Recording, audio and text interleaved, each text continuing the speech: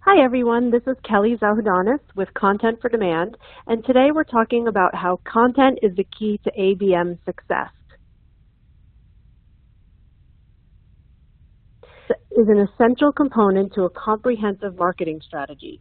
However, without the right mix of content, an ABM campaign can fall flat. To introduce you to Tammy Graves and Catherine Boyd of Assurant to share their strategy and success with Assurant's first ever ABM campaign.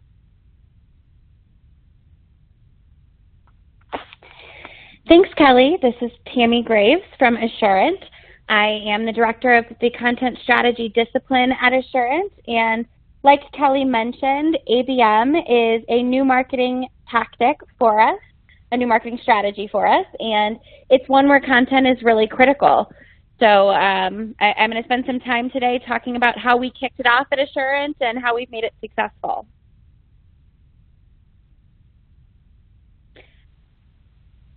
For anyone not familiar with Assurant, I'm going to spend some time giving a quick overview that will be helpful as we go through the rest of the presentation and adding some context for how account-based marketing came into play at the company. So Assurant's a large company. It's a Fortune 500 company with 7 different lines of business. And historically, those lines of business have operated independently. They kind of existed in a siloed fashion, and marketing was embedded within each silo or each line of business. And those marketing functions tended to be a little more traditional. They focused on things like events, trade advertising, print materials, sales enablement, some of those really, really critical sales-oriented functions. And about 3.5, maybe about 4 years ago now, Assurant stood up an enterprise marketing group that acts as a shared service across all 7 lines of business. The intent of that group is, one, to centralize the marketing function, right? To pull things out of silos, bring it up to an enterprise level, and identify strategies, tactics, templates, processes that can be shared across all 7 lines of business. And it's also to bring in expertise outside of the traditional marketing sphere. So things like digital marketing, social, a little bit more of a modern approach to marketing, right? So at the time when we started this account-based marketing journey, that group was only 3.5 years old. That meant that we had really just got our foot in the door with each of those lines of business. We were still building trust throughout the organization, and we were trying to march down 2 tracks simultaneously. We were trying to build and execute successful marketing campaigns while also standing up these different centers of excellence, the social center of excellence, display center of excellence, email, social, content. So we had new technology, new people, new processes. Everything was sort of a ground-up effort that we were building out while we were trying to execute at the same time. And of course, as part of that, our relationship with sales was still evolving. We were still looking for those low-hanging fruit opportunities to work with the sales teams, drive immediate business value, and then prove out different concepts. So that really comes into play here when we talk about account-based marketing and the approach that we took with our sales organization.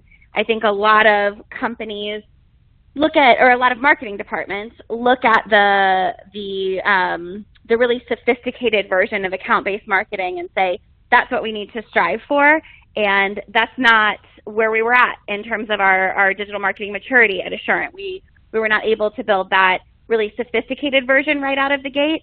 So we took a crawl, walk, run approach that really helped set us up for future success and helped us build out that initial win early on to increase sales buy-in and sales alignment between our marketing and sales teams.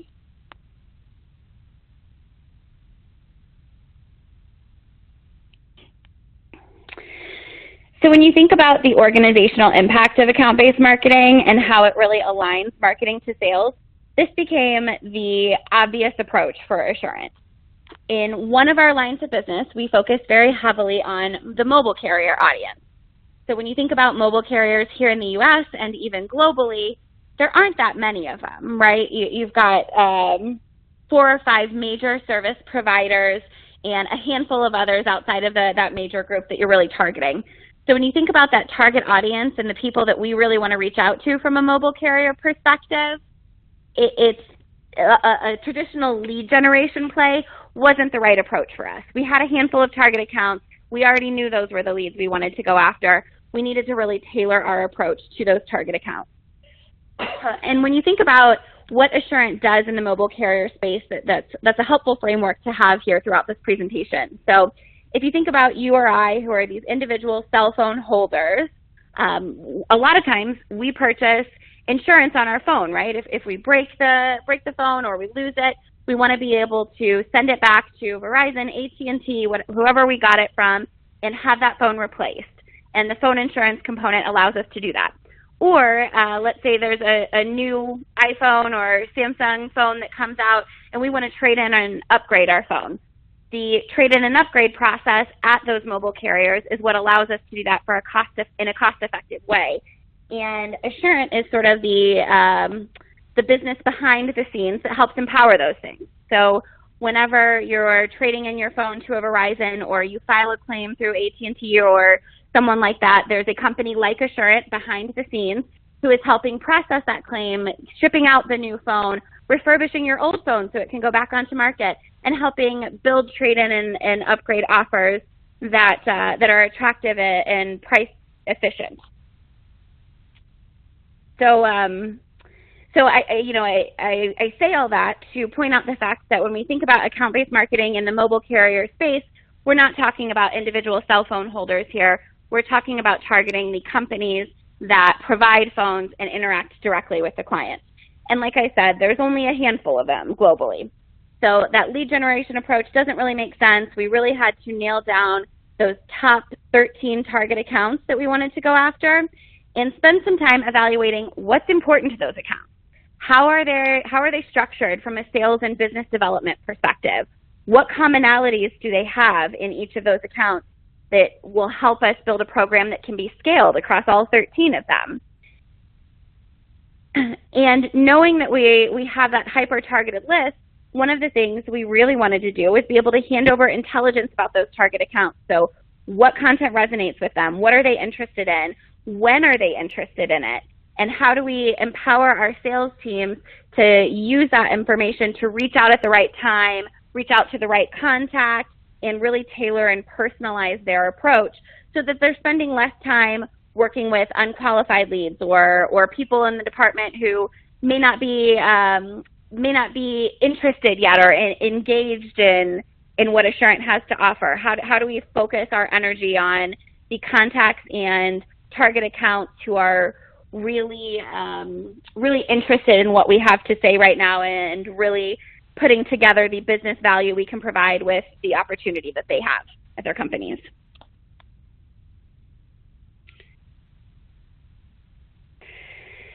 Some of the challenges we had when we started this account-based marketing journey at Assurant, the obvious one is that we'd never done it before.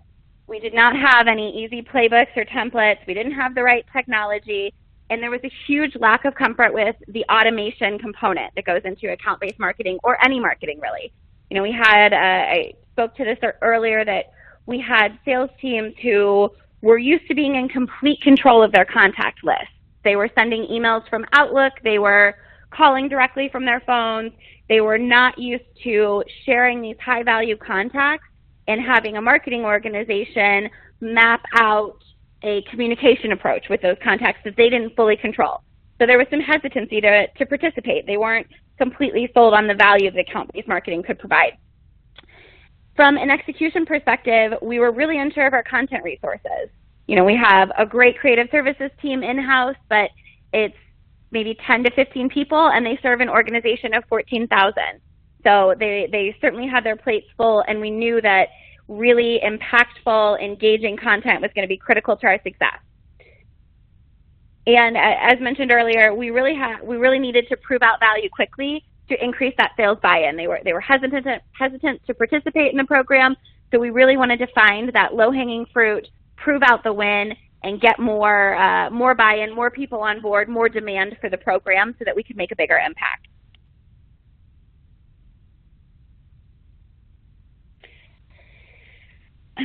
So our big account-based marketing strategy, the big splash that we launched into market was targeting one company. So I think I said we had 13 companies in the target account list earlier, and I see on the slide that I've misremembered that. It's 10 companies. So we had 10 companies we wanted to target, and we launched with just one. And the reason for that is that each of those 10 companies was represented internally by a different account lead. So there were 10 different account leads, and when we first started going throughout the company, pitching the idea of account-based marketing, trying to build buy-in, we were able to win over one of those 10 account leads. So there was one guy who said, sure, I'll give you my contacts, I'll collaborate on this, let's make this as successful as we can. And we decided to use that opportunity to build out the case study for account-based marketing. We were going to take that one account and make it as successful as we could so that we could build buy-in for the other 9 account leads and get those other 9 target accounts wrapped into this account-based marketing program. So then the challenge became, how did we develop a program for one company that could be scaled to the other 9 companies quickly, efficiently, and accurately? When you look at the table on this slide, you can see the different types of data we worked with. So for company 1, we had a sales account lead who was fully bought into the process and gave us complete access to his CRM data.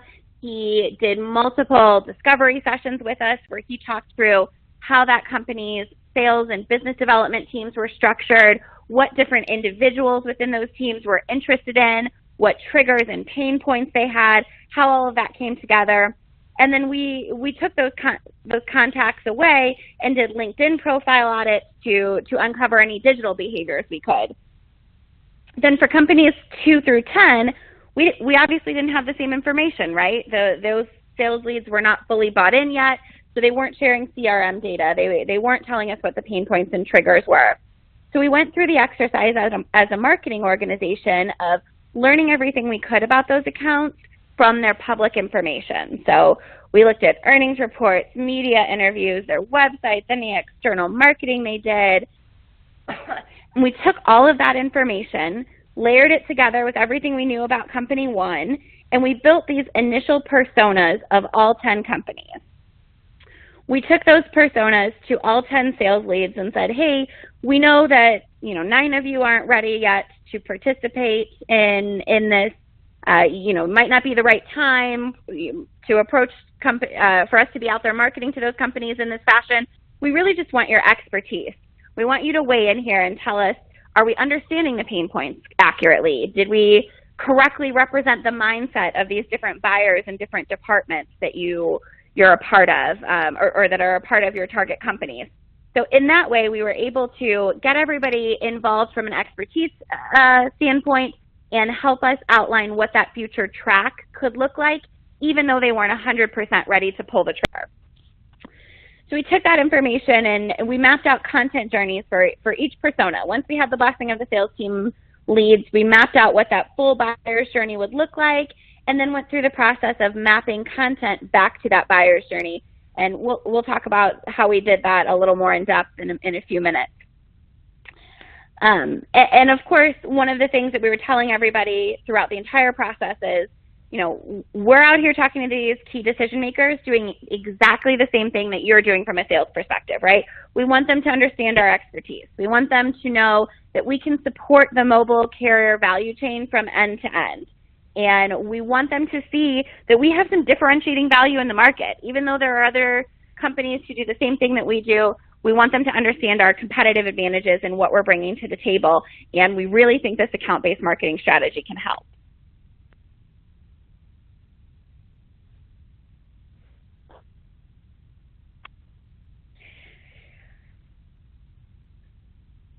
So what you see here on this slide is an abbreviated version of the content journey and mapping session that we did and that we surfaced to each of these different account leads for their input. So again, we were only starting with company 1. That's the company we targeted through our initial launch. However, we went through the same exercise with companies 2 through 10 to make sure that we understood their business challenges, understood what messaging we really had to ladder up to them to be impactful, what would resonate with their different sales teams. after we created this map for each company individually, we started to look for what are the commonalities. What are we seeing across different companies that can be leveraged at scale, right? So whether that's in the awareness stage, the consideration stage, what are the commonalities at each stage of the buyer's journey that we can develop content for and leverage at scale to help increase that sales pipeline velocity across all 10 companies to hit them in the awareness phase and move them through, or hit them at whatever stage of the journey they're at, right?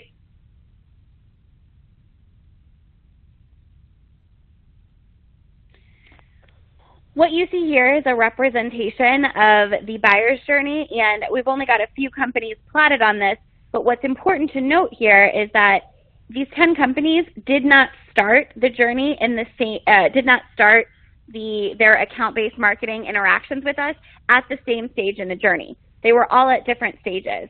And if you see down here toward the bottom left section of this triangle, you see company 1. That's the company we launched at, and they were already pretty close to the decision-making stage when we started this journey. But because we wanted to take that scalable approach, we knew we needed to build out the entire journey from the get-go so that we could figure out how to scale it quickly and how to bring new companies into this journey. So you see, different companies are up in the awareness stage, some are down in consideration, and some are relatively close to making a decision. So even though we started with that company that was a little bit closer to the decision-making stage, we built out the journey from start to finish, and I think we actually benefited from starting with a company that was a little more toward the bottom of the funnel, because we were able to say, hey, you've got this company pretty close to being ready to make a decision. What did you learn throughout the process? Tell me what they were interested in when they were way back in the awareness phase. What sort of conversations were you having in the consideration phase? And I think that was another great learning for us as marketers.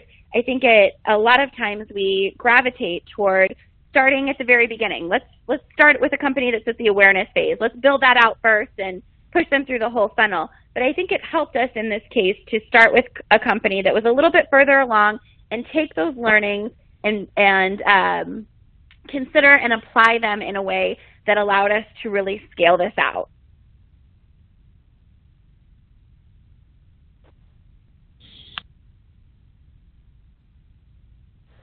My name is Catherine Boyd, and as Kelly had mentioned, I am on Tammy's team in the content marketing side of Assurant. And Tammy had spent a couple of minutes describing the sort of strategy and pre-planning that took place. And the next couple of minutes I'll spend delving into sort of some of the content strategy and then the actual content examples and how we got to point A to point B. And so one of the things that we really wanted to sort of share with you was, as Tammy had mentioned, we knew that all of this planning had been done for that one client, that one prospective client target account in mind. So we launched that RFP to search for the perfect agency partner to really help us. We, as Tammy had mentioned, have a fantastic creative service team, but this was going to take, some really, really, big time off people's hands, and we really needed to make sure we were going to do it right and quickly and make sure that, we had everything in place for launch. And so we worked with Content for Demand to really delve into examining the buyer journey, focus on the content mapping, and then taking that content and building out derivative assets and some larger pieces that could be scaled into, and I'll share some examples here in a minute, taking those large big graph pieces and then building out the smaller pieces and shareable content along the way. And so that process with Content for Demand, super collaborative. They were able to ideate on some preliminary content suggestions. From there, we were able to sort of collaboratively build out on that content plan. And from there, we worked to outline that plan. And in 6 months, there was 21 pieces produced, which was just phenomenal. We were able to create ebooks, certain checklists, blogs, infographics, white papers, ebooks, etc. So it was a really robust suite of content and not just one piece that we were focused on. We were really sort of building out that whole journey that Tammy had mentioned, from whether it's the awareness phase all the way down to the decision-making phase, content that we could really drop in along the way to build out that journey. And so really focusing on that persona aspect. And as we move along, I'm just going to kind of share some actual examples of some of the content that we worked on with them.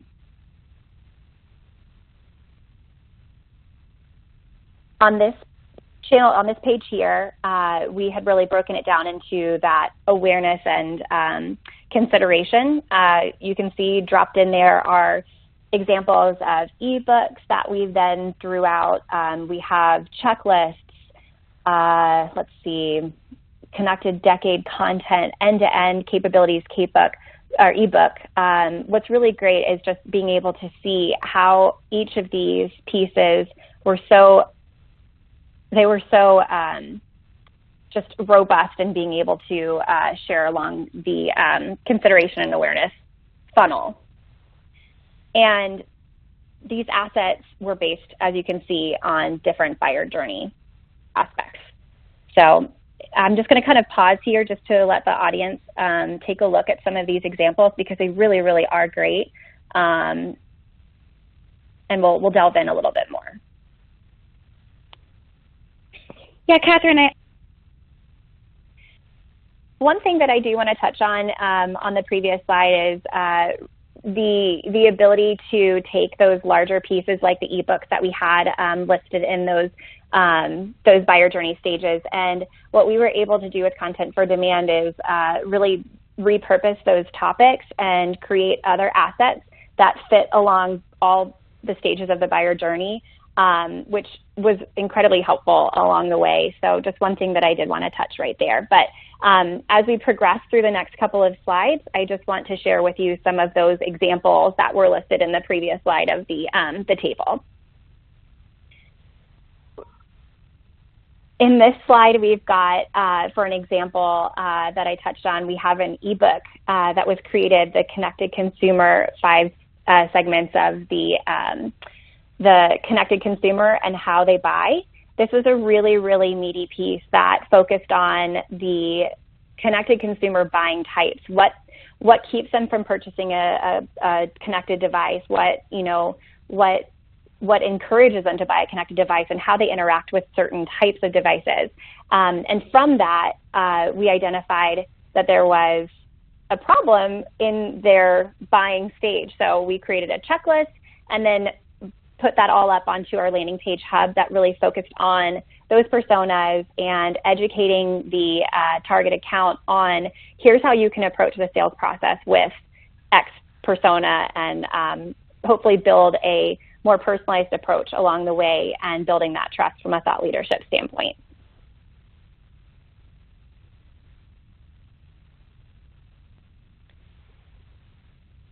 From the consideration standpoint, we have another ebook here that we were able to create other assets from, similar approach, where we were able to create an infographic, a checklist, really, again, those examples of how we're able to identify those pain points and create those assets along the way to support the specific target account and their stage across the awareness of, hey, I've got a problem, or my client or my prospective client has a problem, and how can I reach them, and personalize that approach.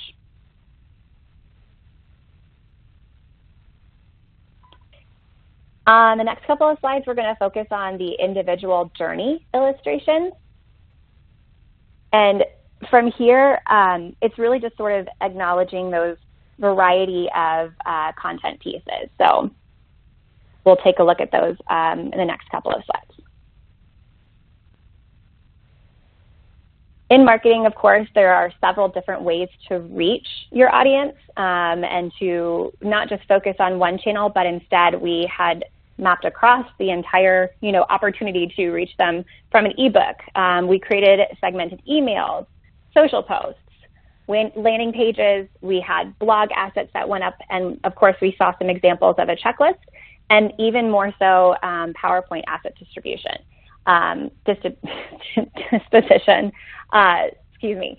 So these content and tactics, again, it's an example of taking those ebooks or those larger assets, maximizing the content, really, really delving into the meaty content and building out those pieces and ways that the target account could consume that content. So not just assuming that we're only going to reach them through a blog, but also creating the accessibility through perhaps an email or social that it was customized along the way.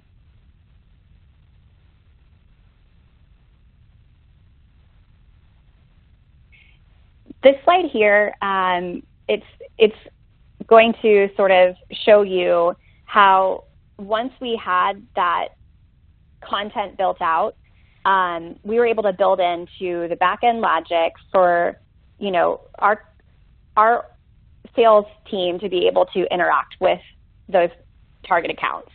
So you can see, if you look over to the left side, we've got an email in which we can tell now that if they read that ebook, a few days later, we'd be able to send out that email or a checklist or communicate with them in some other considerate way. So you're able to create that exposure. You're able to not just say, hey, look, so-and-so account read this email. You're able to actually see their interaction along the way and build out that interaction.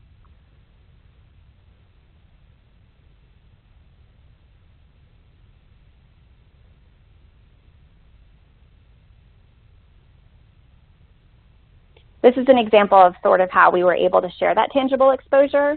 There's a point here that I really think is important to touch on.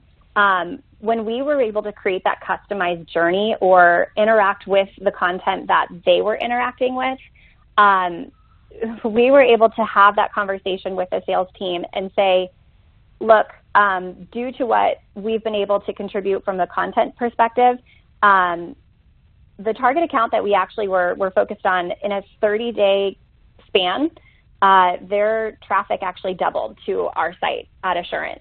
So we knew that we could go back to the sales team and say, what we are approaching here is effective, and who we were communicating with, they are now interacting with X content. This is the process that they're in. This is the journey that they're in. It was really taking that passive interest and turning it into active interest, and it was helping us to understand what sort of content they were interested in, what they wanted to learn more about, and that in of itself really did prove out the value to, what was once a somewhat reluctant sales team to buying into the ABM strategy. So having that conversation with the sales team was super effective.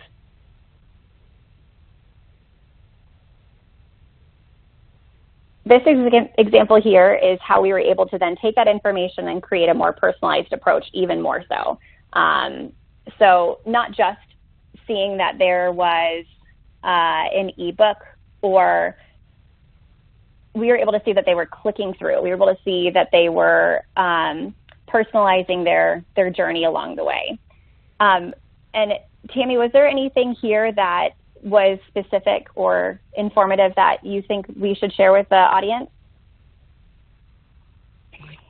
Yeah, thanks. I think what is worth noting here is that once we had these user paths defined and we had the content built, we started to bring in technology solutions to help us personalize the content and the distribution that we were seeing. So we worked with a variety of different vendors to create personalized ads and emails for those top 4 target companies, so that when they were online or engaging with us on Assurant.com, we were serving them that personalized messaging specific to where they were at in the buyer's journey. Perfect. This is just a representation of, once again, having that even more so personalized approach where the sales team was able to get to that face-to-face presentation, and then create perhaps a proposal based on the personalized approach. Because you can see that's the same sort of approach, but now that they have had that almost, you know, they've had that sort of coffee date, if you will, across the way of the content, being able to interact with them. It's not just such a cold lead. Now they're really, really having that personalized approach conversation.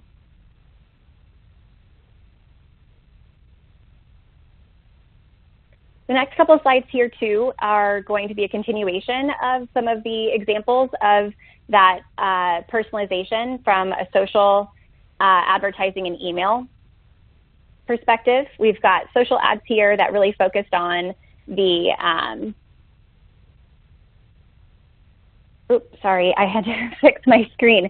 They were focused on the social, the display. Again, when that target account had interacted with content in the past, this is what was dropped in. And you can see the personalization in the email here, even down to the content. You see that there's the personalization of the ebook that we had for the personas, even in this little pie chart, really, really giving them that continuation of information along the way.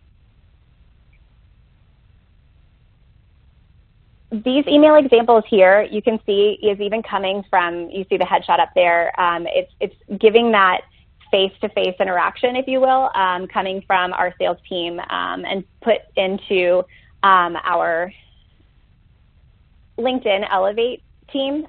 So being able to touch point even beyond just regular email, but also focused on reaching them through social media channels and creating that continued conversation beyond just interacting through, like Tammy had mentioned, it's not just the Outlook approach. It's the, I see you've interacted with this. Do you have questions on this? I see that you downloaded blah, blah, blah. We'd love to chat sometime. And really having that face had helped.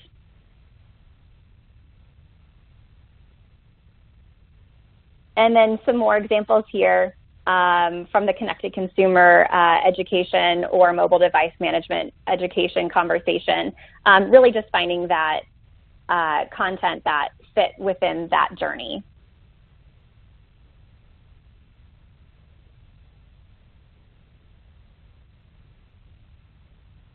Another example here of content that we use to reach the accounts. This is for our retail audience.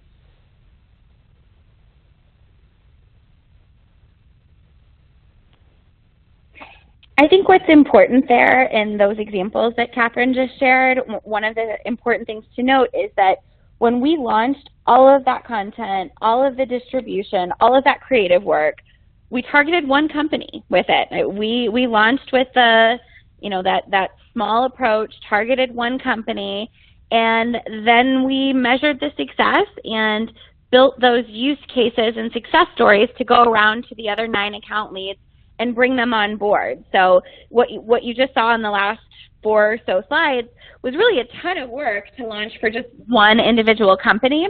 But you know, we had built out that mindset that this was going to be our case study. We were going to do everything we could to make it successful. And if we launched something that failed, we were going to optimize it and figure out what it took to be successful there.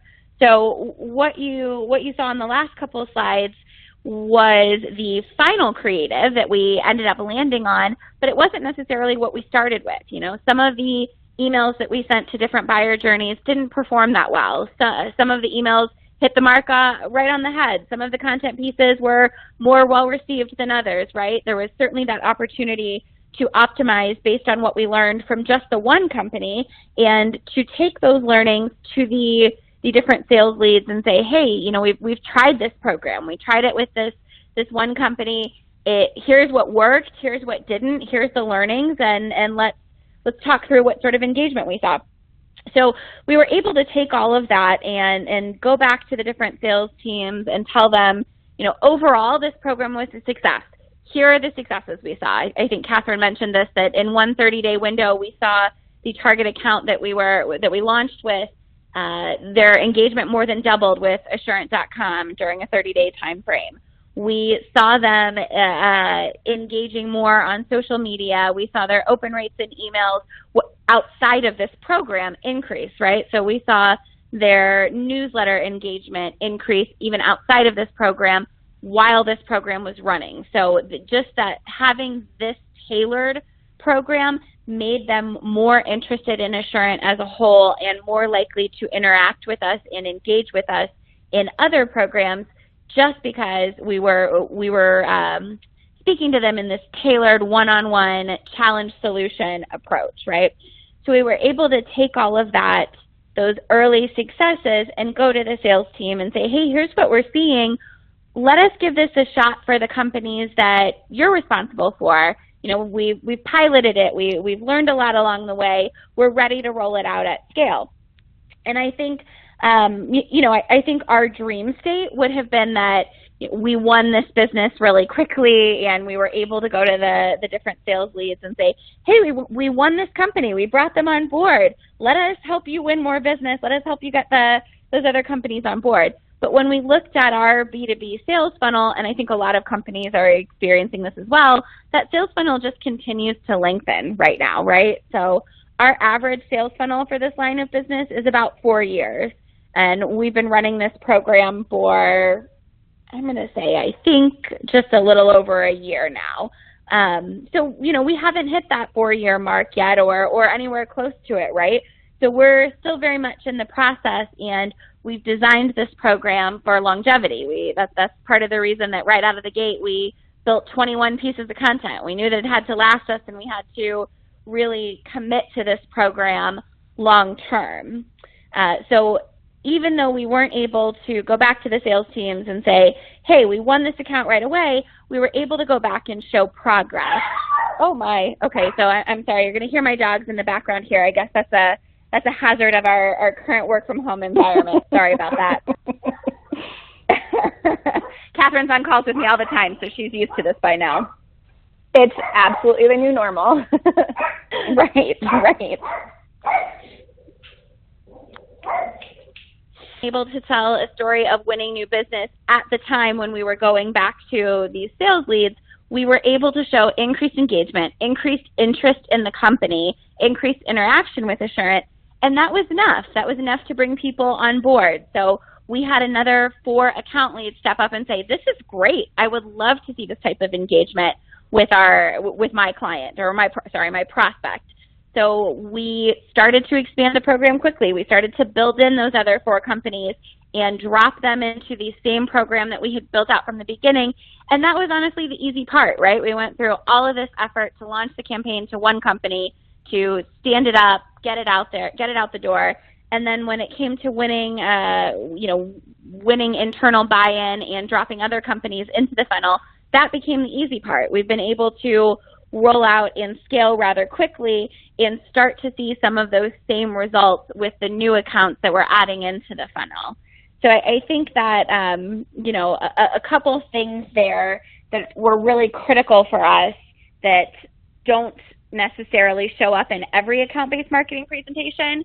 I think a lot of times I was going to conferences, Catherine was going to conferences, we were trying to learn about account-based marketing, and what we kept hearing was these really incredible success stories of very robust programs, and I would be sitting in the audience saying to myself, oh my gosh, this is wonderful, but I can't even imagine how we're going to bring it to life yet. We're just not there. We're just not ready.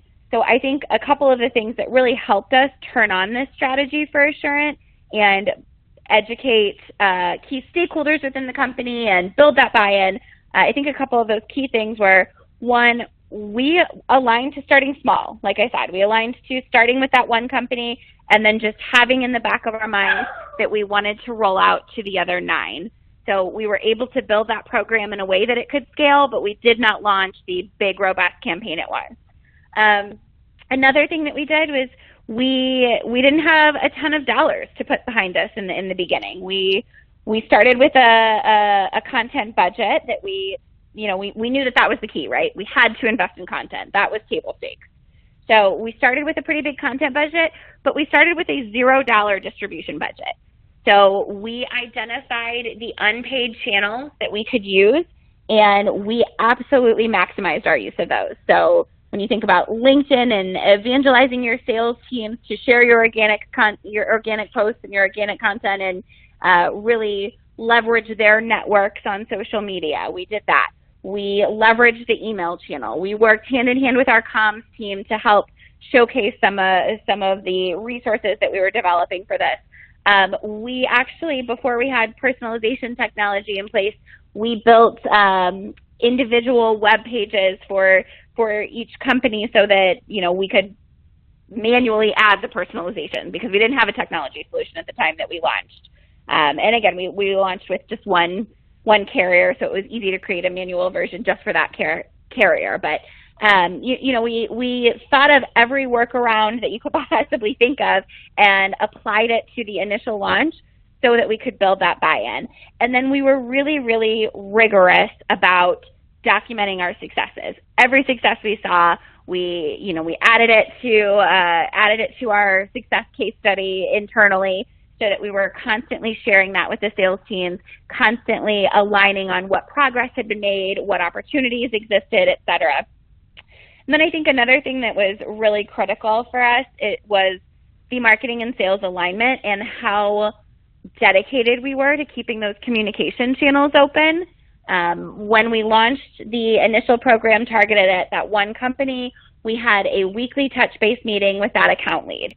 And we shared everything with him. We said, okay, here's the results, here's what's happening. And we constantly brought out the automation roadmap and said, here's our roadmap, here's what we agreed to. And then we checked in, we said, is this still the right decision? Is there any reason why we wouldn't want to do this? Is there any reason why we have to scale back? And, we didn't. Throughout the process, we did not identify a reason to scale back. So we were able to continue executing as planned. But I think those checkpoints really add a sense of control, right? So if you think back to that beginning slide where I mentioned that Assurant had never done something like this before, the sales teams were uncomfortable with the lack of control that comes with automation, that comes with giving up their contacts, that comes with shifting to a centralized platform versus communicating with people over the phone or through Outlook. So having those regular checkpoints and saying, are we still doing the right thing from a business perspective? Is there anything going on in the market or with this prospect specifically that would warrant us changing strategy? That gave back that sense of control, right? The other thing that I think that really helped, and this is a common win for marketing teams across the board, is when we went through this initial process of researching these companies, we were really thorough and really rigorous, and we were able to go into meetings with those account leads and say things like, I was looking at so-and-so's earnings reports, and I went through their website in depth, and here's everything I'm seeing from the company, but I know you have that deeper perspective. Help add that on top of what we know. The fact that we were bringing all of that research to the table from the get-go made a huge difference. We saw the sales teams be way more interested in collaborating with us and feeding back into the process and adding their expertise to things because we were able to show that we were putting the effort. I'm sorry about my dogs. They're going through their teenage years here. So we were able to, really combine expertise, right? We were able to bring the digital behaviors to the table. They were able to bring that personal one-to-one behaviors to the table, and we were able to combine those in a way that was really impactful. So I think that's what brought us success there and what has made the program such a strong one for us and one that continues to evolve and has really great reception now within the company. So I hope that was helpful for this group, and Catherine, myself, or Kelly would be happy to answer any questions that anybody has offline. So, perfect. So you've got our names here. We're all happy if anybody wants to connect with us on LinkedIn, shoot us an email, and talk through how we stood up a scalable account-based marketing from the ground up, any of the, I don't want to say shortcuts, but any of the creative solutioning that we did to really get this process going. And of course, if anybody wants to talk to Content for Demand about their role in this, Kelly's the right person to reach out to there. She's our account manager and played a really critical role here. I mean, Catherine mentioned this earlier, but we 100% knew that content was going to be the cornerstone of this campaign, and Content for Demand helped support us there from start to finish. So they helped us map out the buyer's journey, identify the right content topics to meet the pain points that were common across those different audiences, and then helped us ideate on content, and then they holistically did the execution portion of it. So it's been a really great partnership, and feel free to reach out to any of the three of us for questions about how to get account-based marketing kicked off at your organization.